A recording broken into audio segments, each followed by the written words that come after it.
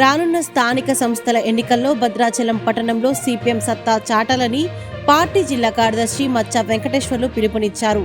2 రోజుల పాటు జరిగే సిపిఎం భద్రాచలం పట్టణ రాజకీయ శిక్షణ తరగతులు కామ్రేడ్ చంద్రరావు భవన్ నందు ప్రారంభమయ్యాయి. ముందుగా సిపిఎం జిల్లా కార్యదర్శి వర్గ సభ్యులు ఎంబీ నర్సారెడ్డి పార్టీ పతాకాన్ని ఆవిష్కరించి శిక్షణా తరగతులను ప్రారంభించారు. పార్టీ నిర్మాణం, పని పద్ధతుల అంశాన్ని కామ్రేడ్ మచ్చ వెంకటేశ్వర్లు బోధించగా, పార్టీ కార్యవర్గం అఖిల భారత మహాసభలోను తీర్మానంను పార్టీ రాష్ట్ర కమిటీ సభ్యులు ఏజీ రమేష్ బోధించడం జరిగింది. మచ్చ వెంకటేశ్వర్లు మాట్లాడుతూ కేంద్ర రాష్ట్ర ప్రభుత్వాలు అనుసరిస్తున్న ప్రజా వ్యతిరేక విధానాలను ప్రజాక్షేత్రంలో ఎండగట్టాలని అన్నారు. కేంద్రంలోని బీజేపీ ప్రభుత్వం సామాన్య ప్రజలపై భారాలు మోపుతూ కార్పొరేట్ శక్తులను దోచిపెడుతుందని అన్నారు. రాష్ట్రంలోని కాంగ్రెస్ ప్రభుత్వం ఎన్నికల ముందు ఇచ్చిన హామీలను అమలు చేయడంలో వైఫల్యం చెందుతుందని విమర్శించారు.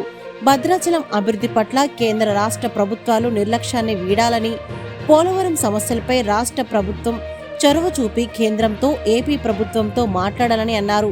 పార్టీ రాష్ట్ర కమిటీ సభ్యులు ఏజే రమేష్ మాట్లాడుతూ రోజురోజుకి ప్రజా సమస్యలు పెరిగిపోతున్నాయని, ప్రజా సమస్యల పరిష్కారం కోసం క్షేత్రస్థాయిలో ప్రజలను సమీకరించి ప్రజా పోరాటాలు నిర్వహించడం ద్వారా పార్టీని బలోపేతం చేయాలని అన్నారు.